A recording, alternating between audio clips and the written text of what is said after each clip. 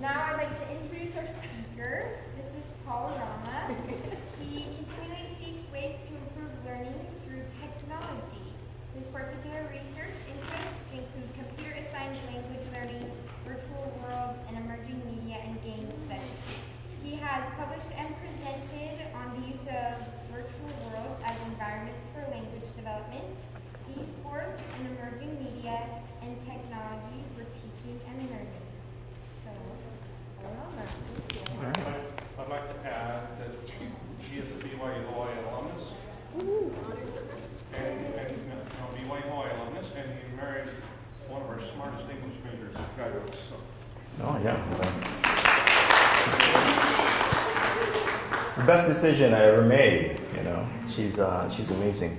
So a little bit more about myself is that I went to the University of California, Irvine, which is now a pretty big player in the collegiate world of esports, and it's a hub for technology and for video games and that kind of thing. And that's where I did most of the research that I'm going to be presenting today. Before we get started, I want to talk a little bit about this presentation. It's going to be somewhat interactive, so make sure that you have a device nearby. First thing we want to do is, because we're going to be talking about games, I want to know a little bit more about what you all know about games. And so let's play a quick game. All right? So get your phone out. You've probably done this before, and if you haven't, all you have to do is go to the web address kahoot.it. All right? And once you're there, punch in that code.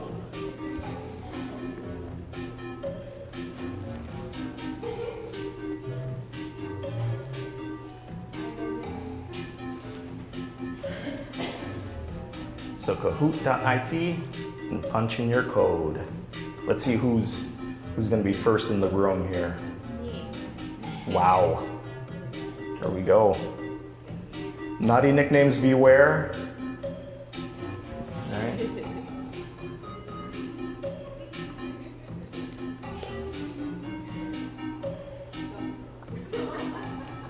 Okay, I'm going to give you 30 seconds. 30 more seconds, and then we're going to go.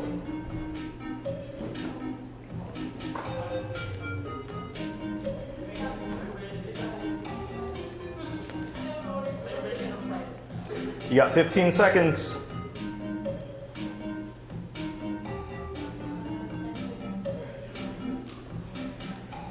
All right, here we go. 5 seconds. 4, 3, 2, and let's go ahead and get started. Okay, here we go.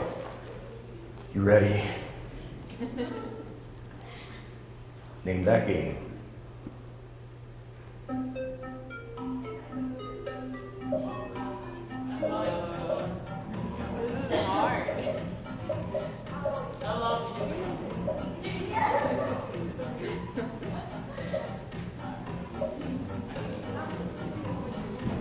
Please say, come on, don't, just guess. Okay. And the correct answer is Grand Theft Auto 5. Some of you said Hitman 2 based on the picture, right? Looks like a guy with a gun. Grand Theft Auto 5, so quite a few of you know at least, you know, that game. Let's go to another. Mahalo, wherever Mahalo is. Okay, let's name that game. Here we go, number 2. Oh, some of you are addicted to this.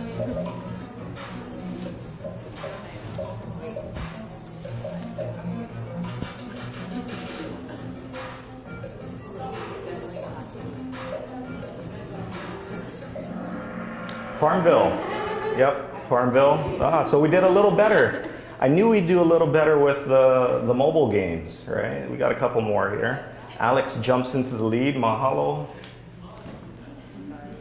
Let's see. Okay, please. Let's get a perfect score. There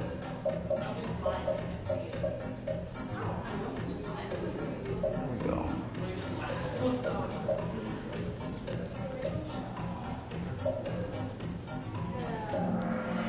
Okay, let's go. Oh, what? Supersonic is not a game. All right, Super Mario Bros. Yes. Okay. Okay, here we go.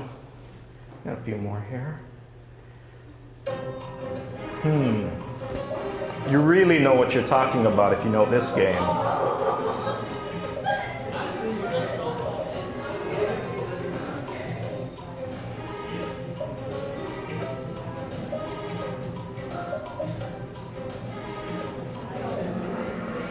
The answer is Dota 2, not League of Legends. Looks kind of like League of Legends, but it's the original, Dota 2. Here we go.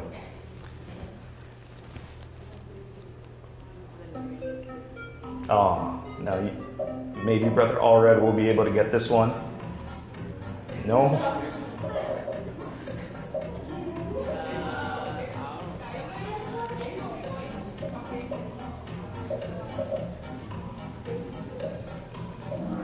Jungle Hunt, a classic of the Atari era. Only 2 people got it and probably purely guessing. Okay, let's see. Got 2 more and then we will discuss. Okay. I heard lots of sighs of relief on this one, like, oh, I got a point now.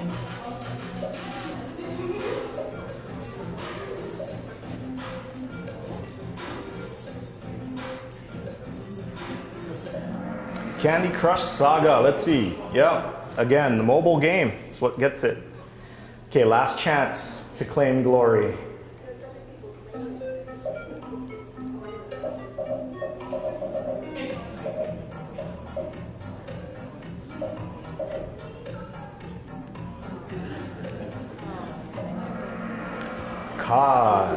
COD, yeah, let's see. So the person who knows the most about games, it appears, is Alex. Congratulations, Alex. You know a lot about games, or at least you can identify. You can identify the game. So where is Alex? Okay, so you play games? A little bit? What kind of games are you playing currently? Rainbow Six Siege, Battlefield 1, So some very violent games. Are you a violent person? I wouldn't consider myself to be. Do you think violent games make you violent? Yet you get super aggressive? No. Not any more aggressive than you get when you play some sort of team sport, maybe? Correct. Okay, Actually, yeah. I get worse when I play sports. I get really competitive than video games. They help you to calm that back down. You get to wreck some noobs and move on. Okay, so we are going to have the ability to ask me a question at any time. If you go to this link up there, I know it's kind of weird, goo.gl/slides. It's a weird link. So I'm going to give you guys about 30 seconds to just get up to that link if you want to. And as I'm going through this presentation, if you have a question, it would be good to just throw that question out there. You're not going to be identified unless you log into your Google account. Okay? And it will make this much better of an experience if you ask questions. I want you to think very critically about the information that I'm going to present today. You don't have to agree with any of it. In fact, you can disagree with all of it if you want, right? And we can have that discussion. The whole point of what I'm talking about today, hopefully, is to broaden your perspective on a few things. You know, preparing for this presentation, I was really happy to do it. I started preparing about, half an hour ago, more like a few hours ago. But as I did it, I thought to myself, it's been such a long time since I've had the pleasure of engaging in these ideas, which I was once so connected to, having, the responsibility of teaching so many different classes here on campus. The last time I was able to talk about video games and learning was in my GE 110 class, which was all about some of the concepts we're going to talk about today. All right. Yes, I have played Zelda Breath of the Wild, Anonymous. And do y'all got cheesecake? Sorry, no, we don't. I don't know who has cheesecake, who doesn't. Okay. So, let's get started. This, and at any time you can join in. This is a book that garnered a lot of attention in the media, and this woman, Jane McConigal, gave a very good TED Talk, a series of TED Talks actually, that got a lot of people thinking about games. And so her whole premise is that reality is broken in terms of what it offers people When you compare that with games, why do people escape into game worlds? Why do people play so many games nonstop? Do you know somebody who's in their dorm clicking away or with their controller just camping on a video game all day? Do you have a child? Or were you a person who just plays games nonstop?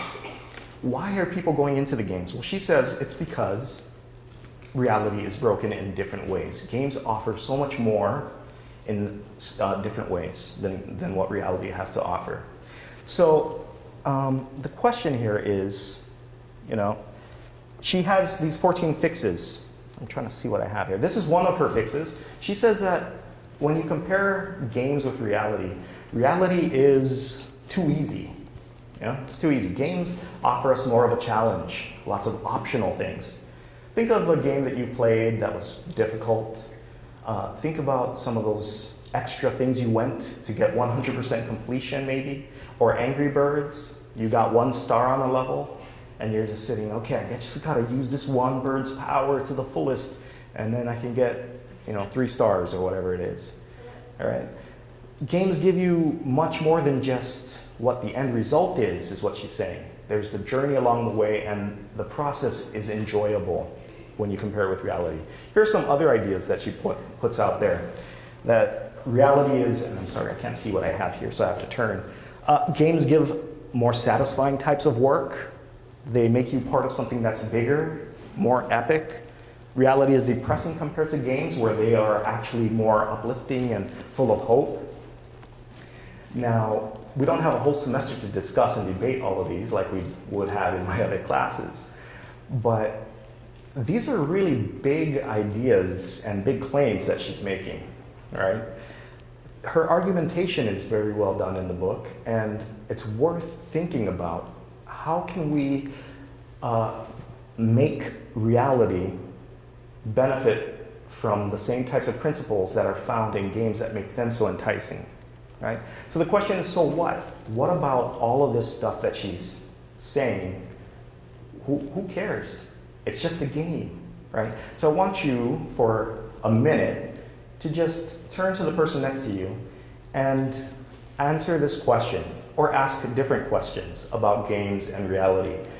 Do games matter? Do they transfer to real life? Do they make real life look boring or less interesting by comparison? Is this a good thing? Is this a bad thing? Just have a general discussion about games. I'm going to time you. Actually, I'm going to give you 2 minutes. All right? So you got 2 minutes, and go.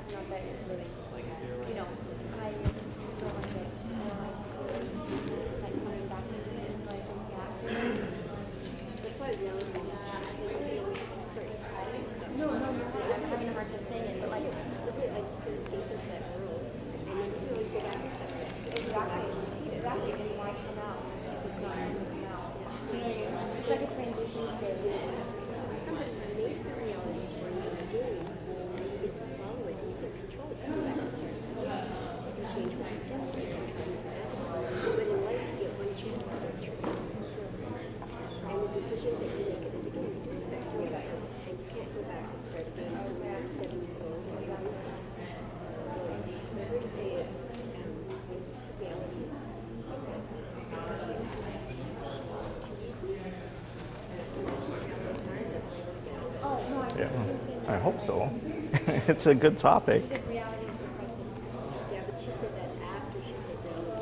How do I make this bigger?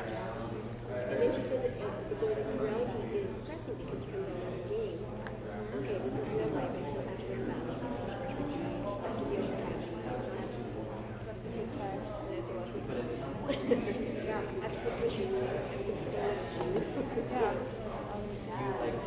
So in reality, reality's not good. That's why I love it, because you can see that it takes you along a journey and you can feel so uplifted at the moment. Yeah. It's just like watching, actually feel like this is good that we're watching. Yeah. Because it's like, he's like there, I better some notes on it. When you figure out how many years he spent doing what things.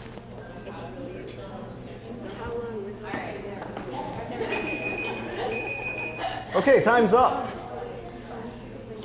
Time is up. Okay, so, what do you think? So what? Do games matter? Do they affect real life? Are they better than real life? Are they minimizing what you do in your real life? Does it keep you away from real life? Is reality broken? What do you think? Any takers? I see in the questions here somebody asks, does life matter? That's a question that is answered in this room, but not during school days, I think, right? This works as a chapel too, okay? So does life matter? I don't know. I think it does. Yeah? So, I think you said something about this that goes around broken or something like that. Now, I don't think, it's going to make or break your life experience, playing video games, assuming you don't do it all day every day. But I think, depending on who you are to an extent, it's going to affect you. It's like myself, the reason I choose not to play very many video games is maybe other people can stay perfectly calm. Myself and most of my friends are feel confident saying, don't stay very calm, and it's not like I've been there where I'm like screaming at the TV. It's not even that, but it's just like it gives me a little bit of an edge that takes away from what I believe is actually important, So like I'll be playing video games and then I'll go talk to my mom and I'm like, a little bit irritated and it like totally affects our interactions. And then, some video games can be, again, different per person, but addicting, not necessarily like a drug, but still addicting, right? And it's easy to spend a lot of time on them. And again, the same reason I don't play them is because, if I'm not careful, I'll spend a bunch of time on video games where I have to talk to my family all day, or even my friends sometimes, and then before I know it, that becomes months. So I don't think it's necessarily one extreme or the other, Yeah. But for me, it overall just has a negative effect. Yeah, so, it's different for many different people, right?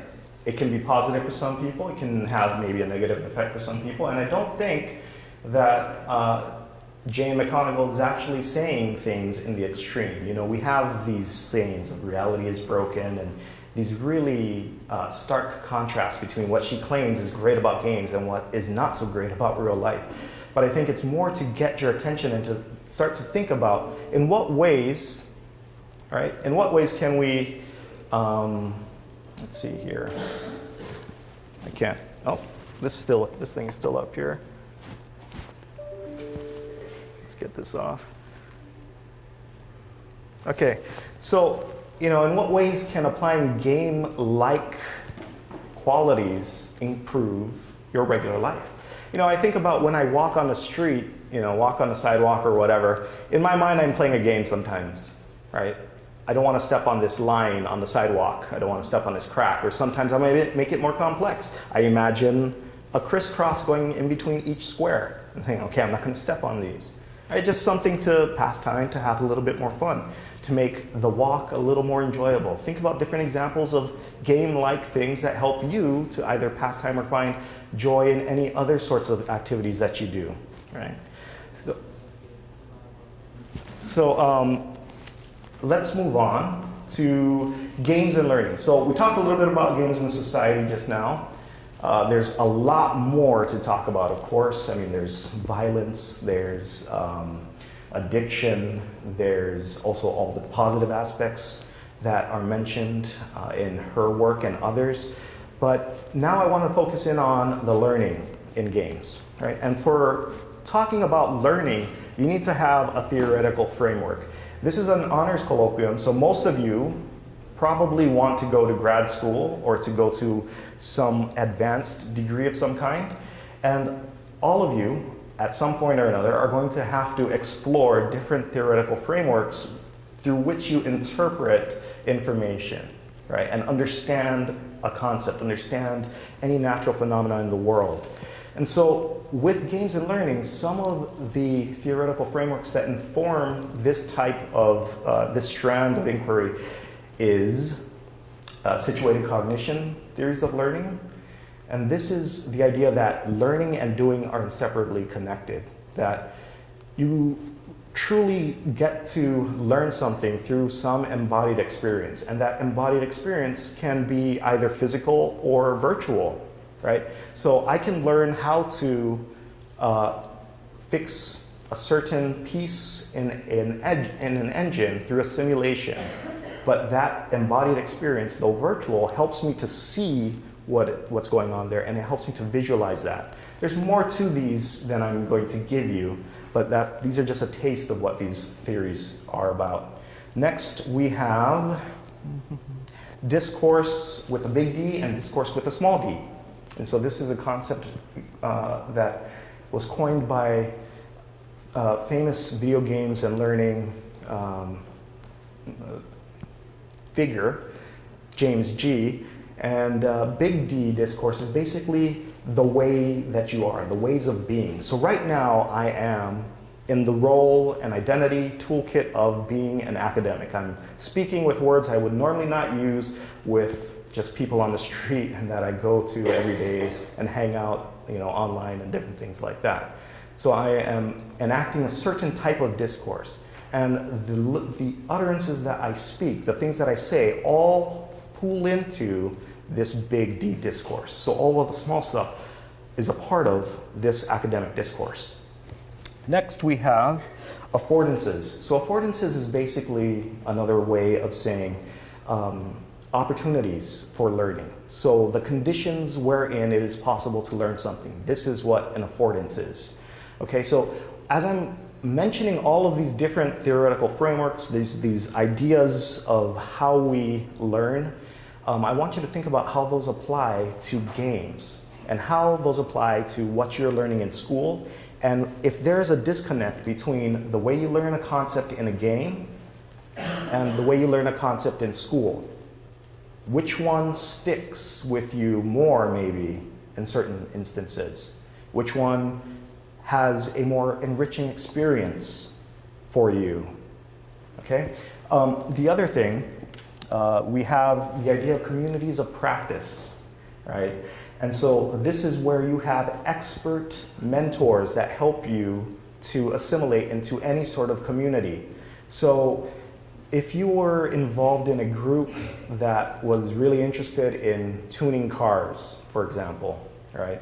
And you got your Subaru and you want to get your horsepower up to whatever it is, you get online and you associate with this community, and this community of practice that actually helps mentor you through different steps along the way to become more of an expert in whatever interest you have. A very highly related concept is that of affinity groups. And so this is something that's more and more being used to describe game communities again. So affinity spaces are just spaces where shared interests are what lures people to coalesce around a certain idea topic, right? So if you are interested in learning how to get better at Candy Crush, you can go online, and while you might not form an actual community with these people, you're not going to be associating with them and enjoying things that are so normally associated with the term community. You are participating in this shared interest, right? This affinity space. Okay, the final theory of learning that you should be familiar with if you're in education or going into any kind of social science is Socio-Cultural Theory. And this is what really informs most of the studies that I have done. And that is driven by Vygotsky, who is a famous and very influential psychologist in educational theories. And so he comes up with this idea of the zone of proximal development, which you see up here, which includes scaffolding. So the middle bullet is what you can do by yourself. The orange ring is what you can do with the help of a more skilled other person. So that's the zone of proximal development. And the outer ring is what is not possible for you at that stage, right? And so socio-cultural theory, basically,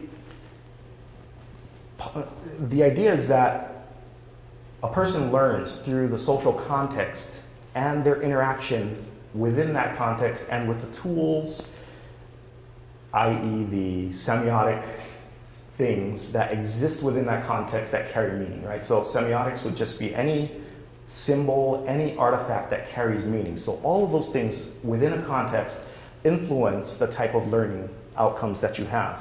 And so if you think about school, you have books, you have teachers, you have maybe a field trip here and there, you have your desk, you have your peers. So this is the context. The input that you're receiving may not be varied that much from day to day within that, within any sort of a class period. But if you think about the virtual worlds that exist, there are so many different possibilities for experimentation, right? As I said before, you can gain experience and you can learn about a concept or thing even within a virtual experience, right? Okay, so let's talk about this guy right here. So this is James G. He wrote a book. It was called What Video Games Have to Teach Us About Language and Literacy.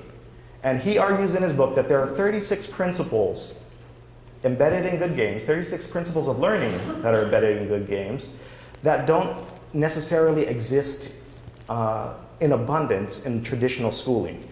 Yes? How does he define good as far as good games?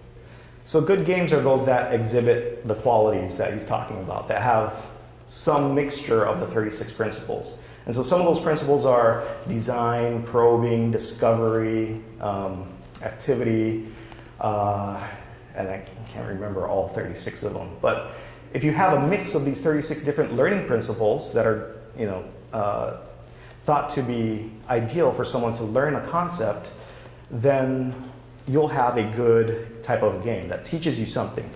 What that thing is, well, it teaches you how to play the game. Good games teach you how to play the game.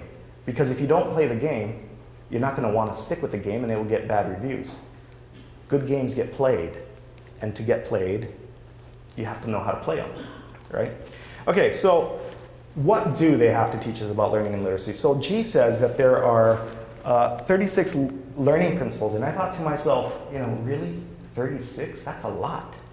And so what I did was I created an experiment where I had a bunch of college-age youth, your age, came into my lab, and they would sit down and play video games. And they wouldn't just sit down and play video games. We would record them sitting down playing their game so we could see their physical reactions. We recorded what they were saying as they played the game because we required them to think out loud about what they were doing. This is called a think aloud protocol. Then after they played the game, they watched a video recording of their gameplay and then explained what they did. So this is a stimulated recall. This way we were able to take all of that data, what they said, and we were able to code it into the 36 different principles. So, for example, if a person said, oh, yeah, I just found this great, new ability that allows me to pick up more items, then that would be an example of a discovery principle, that they're discovering something new. Or if they point out something about the environment, saying, oh, this rock looks different from the rest, it must be because I can do something special to it within the game. That would be a design principle. And these are things that are important as you go through your educational experience, because knowing a little bit about the design of different things, knowing about, or getting a sense of accomplishment from discovering new things is an important part of the education. So what I found, so these are just raw totals, is that these 3 principles existed in abundance above all the others. And so we found that you had probing at the top, then discovery, and then design, right? And so probing means that they would say things like, I think I'm going to do this, I'm going to try this, right? Here are some averages for the males versus females because we had the idea that perhaps, is the stereotype true that male gamers do certain things differently than female gamers? Do they benefit in different ways from games? Who benefits the most from games? We had a lot of different ways of analyzing this. And so what I found was that, there was really no differences between the males and females in terms of their, what they exhibited in terms of their learning principles. And then we wanted to look at the expert gamers versus non-expert gamers. And here we do see significant differences. All right? These are just means. These are not, no advanced statistical analysis was run on this, except for maybe, I think on the first one, we did a regression, and that is a significant relationship there. I don't have that data on me, though. And so these three principles are really big. So, do they show up in games? Yeah, they do. Now, the question is, why does it matter? So who cares, right? They showed up in the games, so what? Well, those three principles are part of what is known as this idea of reflective practice. This is something that expert practitioners do, like lawyers, doctors, physicians, different expert fields, think of more white-collar jobs. These are the types of activities they engage in. They experiment with a hypothesis first. They come up with a hypothesis, they experiment, they find out what went right, what went wrong, and then they go back to the drawing board, right? So this kind of reflective thing. And this is the kind of thing that's really what games are all about. So the next step would be then to see how this works in using a game for learning, right? And so what I did then was I looked at World of Warcraft, which is a very, very popular game. Does anybody play that, or has anyone ever heard of that? Played it before? Yeah, okay. I used to like the game a lot, now I hate it. Hate it a lot. I don't play it at all. It's just too much. I have over 100 days of real life lost in that game. I'm not saying lost because it was fun, but if you add up all the hours I played, it's added up to more than 100 days. Edit that out of the video. So, World of Warcraft, very popular. I thought to myself, how can we get kids to learn something in games, right? But my expertise is also in language learning. And so I thought, wouldn't it be great if you could use this virtual world to create the environment wherein people who wanted to learn a foreign language could experiment and go ahead and play and learn. And so, this is a little video of World of Warcraft. What I found was that, I did a study and I found that there are three main affordances of this game for learning. I had some students play games. I created 2 composite characters that kind of sums up the experience of all the people that were in the study. And what I found was that it emphasizes what is known in language as communicative competence. It creates a safe place for people to experiment with language. And it promotes this sort of goal-directed collaborative action. So you are engaged in a common goal with other people who speak a language you're trying to learn. In this case, it was Spanish. And because you have to collaborate to be able to accomplish any of the tasks in the game, language is the mode wherein that collaboration is possible. And so they would use language to accomplish all of those things. And so there's a few other ideas here that I could go over in this way, but I would like to just get to your questions, and I think we're running out of time here. So let me see. Recently, a teenage boy was sent to jail. Because of a game he created online called The Blue Whale, and tons of teenagers committed suicide because of it. What are your suggestions for making gaming socially and emotionally safe for users? It's a great question. Does anybody know what Blue Whale is? Okay, what is it? Poi. Supposedly it's like these steps that you take to do, and after each step, the host of the game sends you next step to do. At the very end, the last step is to commit suicide. But at the very beginning of the game, in order to participate,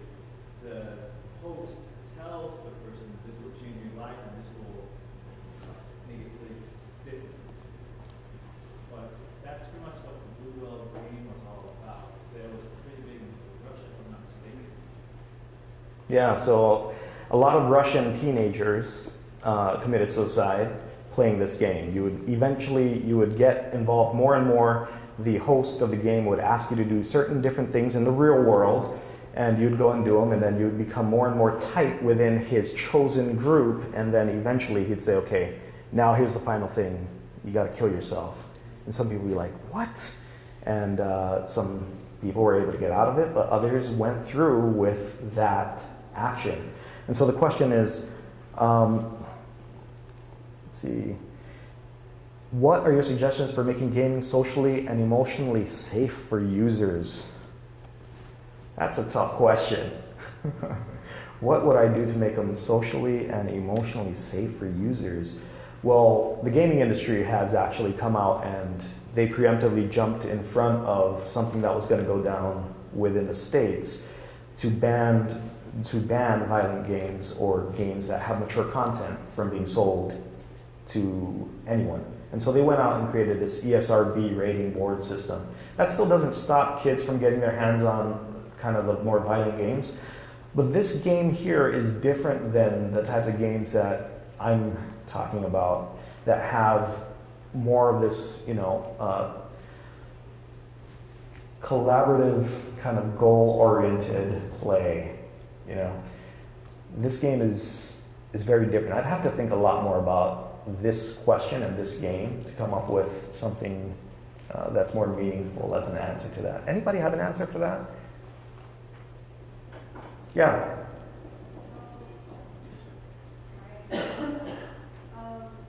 One thing with that was, if someone had noticed early enough, then they might be able to otherwise, I'm not a gamer or anything like that, but I do know that on certain sites and games where you have interactions with people, especially the kids are playing, the comments are a lot of, at least when you can report, this is inappropriate, this is no crime things that seem questionable and stuff like that, or they're restricted. But in the case of doing it to learn language, we have to allow them to write their own sentences.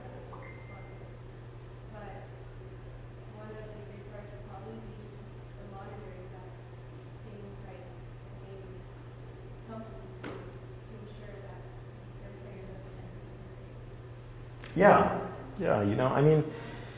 with so much media and so many different things that are out there that are potentially harmful for people, I think, especially with the youth, there needs to just be better monitoring by those people who are,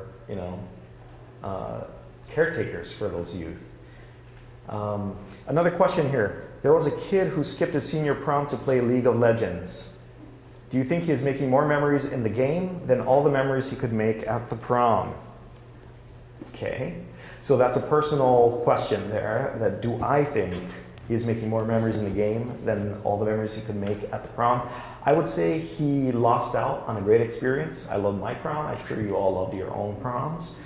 But of course, that's all relative, right? Maybe the kid just enjoys League of Legends and his crew that he plays with on League of Legends more than he enjoys socializing in the real world or at an event like prom. Is that a problem? That a kid would like to socialize on a game more than he might in a real world event? Yeah. Kind of depends on what situation you was going into the prom. Some people would have a lot more fun in the game than they would have at the prom. If you had a good positive group that you could go and do activities with, then the prom is a big thing. But if you're not maybe in the crowd or you're feeling left out, you feel much happier playing a game. I've had the kids playing where there's 4 people playing at the same time. I've seen that. And they're having more fun, they're interacting with their friends than they are at a social event. So it just depends. Okay, yeah, I think that's right. It just depends. My own value judgment is that he should go to prom, but it depends on context to context. Another question, great question. Could you dumb down that social Socio-Cultural Theory for something an undergrad can comprehend. Okay, I'm so sorry. These things, you never know if you should, I don't know. You never know what you want to include or not include. So socio-cultural theory basically is that the context, right, and the actors within a context contribute to the learning that takes place. The context, what is that? That's the environment. That's all the things that carry meaning within that context. So books, any symbols that carry meaning, any words, anything that carries meaning. And the people within that context contribute to what is gained within that context. Yeah? And context is basically just, environment, things that are around. Okay, what is a real life example of what you're explaining about ZPD and gaming? Okay, so here's a real life example of ZPD and gaming. So here's a guy who's trying to learn how to play Dota 2. Anybody play Dota 2 before? Yeah, a couple of people. This is a very brutally hard game to learn how to play. People who play Dota 2, if a person is playing really poorly, they'll say, oh, you need to go back to League of Legends. So if you played League of Legends, then you know Dota 2 is like that much harder. Okay? So Dota 2, this guy's getting coached online by... Maybe 3 of these, and this prevents Quack from moving out as well. If Quack wanted, Quack could actually just go to root spot right now. But she doesn't want to do that, or she's happy to stay here, because she's got a creep wave, she's getting experience, she's getting last hits. If he would have just pushed the wave out, he had way more regen with Quack, so Quack couldn't even contest him. Okay, so what this player could do on his own is that core, right? So this gameplay, this video, this recording that he gave to this professional gamer Purge, that's what he can do by himself. Now, with the help of Purge, if Purge was giving him a live coaching session, that would be in the zone of proximal development. Everything that Purge tells him to do would not fall within there, but the things that he could actually perform could fall in there. So that would be a gaming example. Now, the stuff that Purge talks about that this guy could never do would be to use certain items and skills and abilities at the same exact time in the perfect situation to have the most ideal outcome. Now, that's outside of the zone of proximal development for this guy, right? So within your own learning situations, what you know right now about whatever subject you're in, that's what's comfortable for you. That's that center core. What you are learning and are able to do with the help of someone who's more skilled than you, that's an example of the zone of proximal development. You need that mentorship to progress to the outer rings and to expand that center core. You need help. This is what Vygotsky says, right? And it's a common educational theory that's out there. Was there another question from anyone out there, or should I continue here? Questions? Okay. I personally find the languages in certain games disturbing. Words like kill and shoot. There's a lot of things in games that are disturbing. There's a lot of killing in games. There's simulated sexual violence in games. There is murder of innocent people in games. There is brutal types of murder in games. There's a lot of offensive language in games that you'd see in the worst of rated R movies. Thoughts? Is that, it's a form of media, right? So we have to think about, what's our stance on just media in general? Games don't get a special category, do they? Yeah.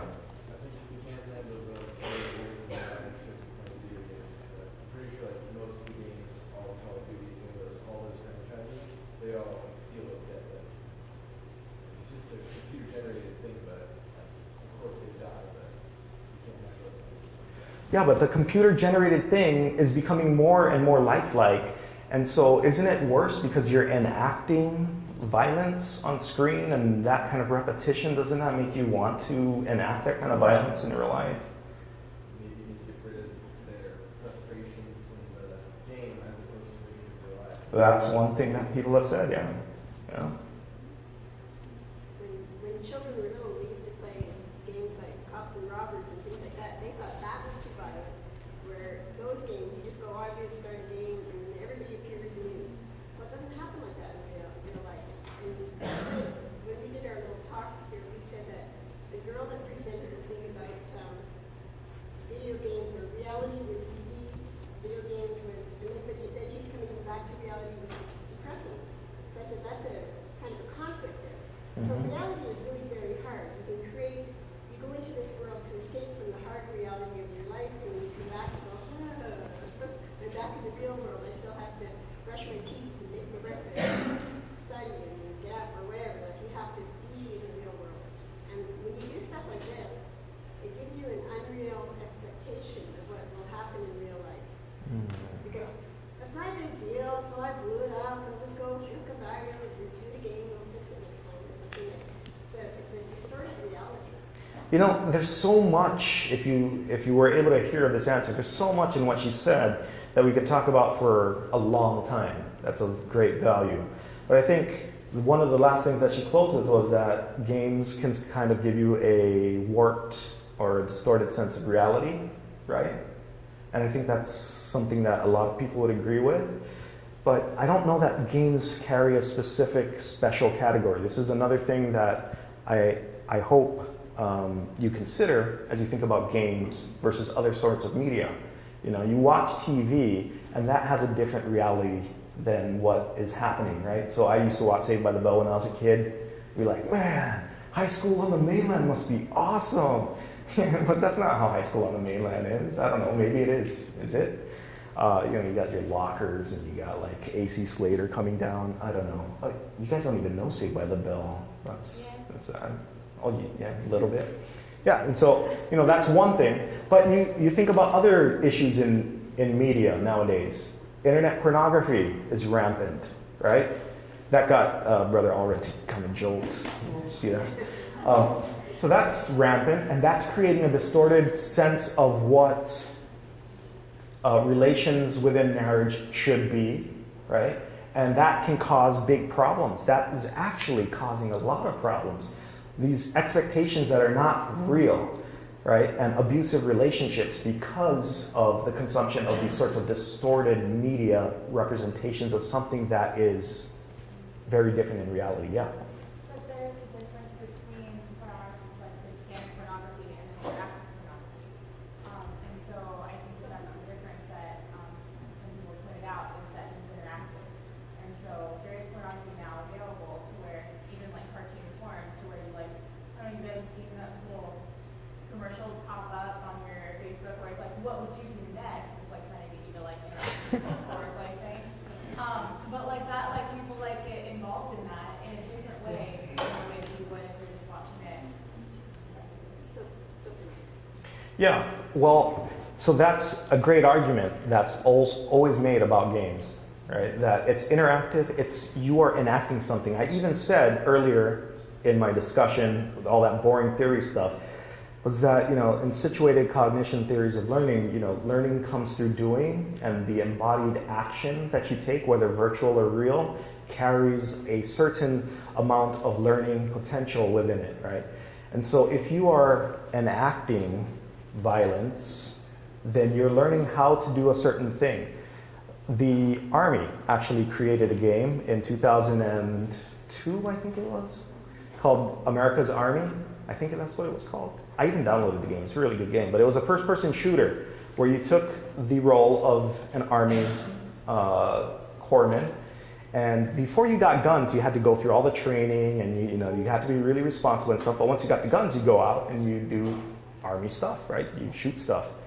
And this was something that they hoped would help their recruits and people who were interested in the Army to come in with a little bit of an expectation, some skills, right? The idea is that you go through the simulation and you can do some of this stuff. So it does carry that sort of extra oomph in it, right? When you're acting out these things.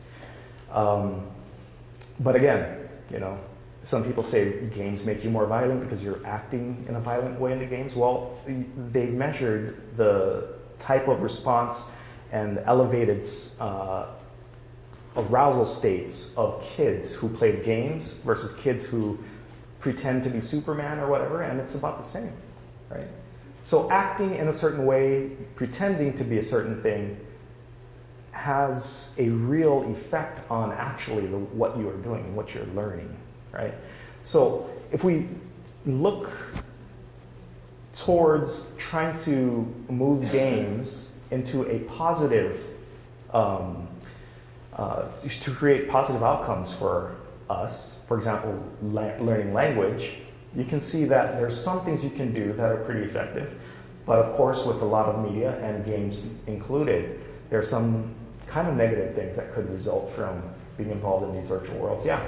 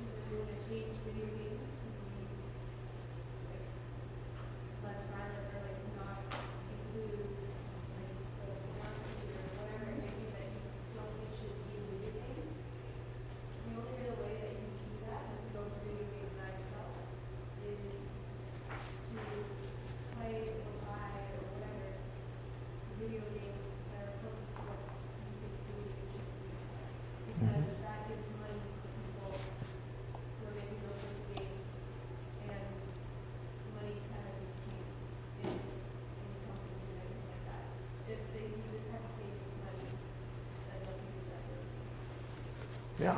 So a lot of it comes down to personal responsibility, is what we're saying here, right?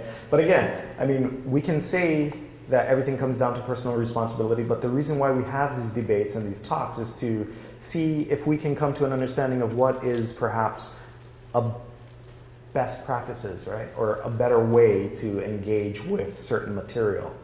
Now, of course, better is within the eye of the beholder, and we all have different preferences. And again, that plays into this idea of, well, it's your own choice. Yeah. I think it goes back to your statement, too, that you made about playing a game, is that how many hours, at first you kind of said you wasted, well, then you spent, and like, there's something missing from your life. So it's a matter, and exactly what she said, it's a matter of choice. What are we going to spend our time doing? And quite often people would say to me, well, why don't you read this book or read this good comic or something like that? And I'm going, you know, I don't need to do that on top of my other stuff. I'm trying to read my scriptures. I'm trying to do the stuff I'm supposed to do. And when you feel, and I think that's where the discretion comes in. Like if you're learning a language, I think if you had some kind of a game that would interact and you would have to ask the questions in the language and get a response from them, and then you get the wrong response, then you go, okay, that's not what I wanted. How am I wording this wrong? Mm-hmm. It's actually, it creates communication, that kind of thing. But there's all kinds of games you can do that doesn't have to do with blowing up people or things. Yeah, and that goes back to the core point of all of this stuff that we've been talking about. The idea that games can provide a context wherein you can learn language, which is what I found in my studies, but also where you can engage in a lot of good learning principles, as James G. talks about. But if you were to take that to the next step and actually create games designed to teach particular things, they can have a powerful effect on learners. And one last comment here. Question. How do you think that we can have a productive discussion about video games if there seems to only be games are good versus games are bad? Like, I don't know if like that makes any sense, but like, I mean, we come from this kind of like automatic, like games are bad because they keep you from going outside and keep you go outside and all this other stuff and it's doing the stuff you're supposed to do. There's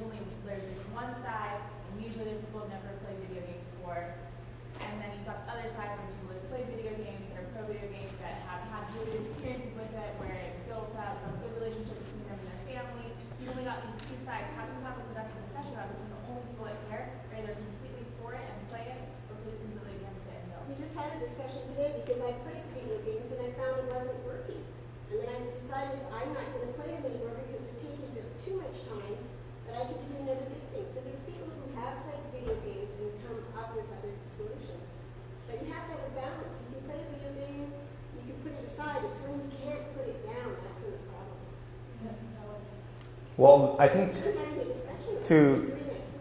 whenever you have a discussion, right, any kind of controversial topic, there's going to be two poles. And finding that middle ground is what we try and search for. But it's easiest to kind of dissect any kind of controversial thing by looking at both extremes of these poles, right? I think, as one of our comments back here was, that it all comes down to personal responsibility. It's something that's more sort of in the center, right? Do you think it's this? Well, that's up to you. Do you think it's that? Well, that's up to you to avoid or to not do that sort of thing, right? And so, you know, a person can rationalize almost anything that's, that has some sort of spectacular or controversial effect on society. And most of the time, those things will be presented from two opposite angles. You look in our politics, it's two opposite polar sides, right? Anything in life that's almost worth discussing, you come at it from these two sorts of extremes. Going to the middle and finding that common ground, sometimes it seems is very not, I wouldn't say not easy or not hard to do, but it's not often done, and maybe I apologize if we didn't do it here, because it's not as interesting to talk about that middle than it is to talk about the extremes. Okay, well, I think that's the amount of time. I don't know how you guys end this. Yeah?